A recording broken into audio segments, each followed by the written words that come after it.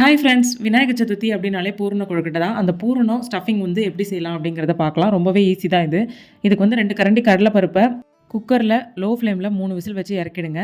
இப்போது அந்த கடலைப்பருப்பை ஃபைன் பேஸ்ட்டாக நம்ம மிக்ஸி ஜாரில் போட்டு அரைச்சி எடுத்துகிட்டு வந்துடலாம். நெக்ஸ்ட்டு வந்து 150 கிராம் வந்து வெல்லம் எடுத்திருக்கேன். வெல்லத்தில் கொஞ்சமாக தண்ணி ஊற்றி இது மாதிரி மிக்ஸ் பண்ணிங்கன்னா வெல்லம் வந்து கரைஞ்சிரும். லோ ஃப்ளேமில் வச்சு மிக்ஸ் பண்ணுங்கள். நெக்ஸ்ட்டு இதை வேறு ஒரு கடாய்க்கு அப்படியே ஃபில்டர் பண்ணிக்கலாம். நெக்ஸ்ட்டு நம்ம வந்து ஃபைன் பவுடராக அரைச்ச அந்த கடலைப்பருப்பை வந்து உள்ளே சேர்த்துக்கலாம்.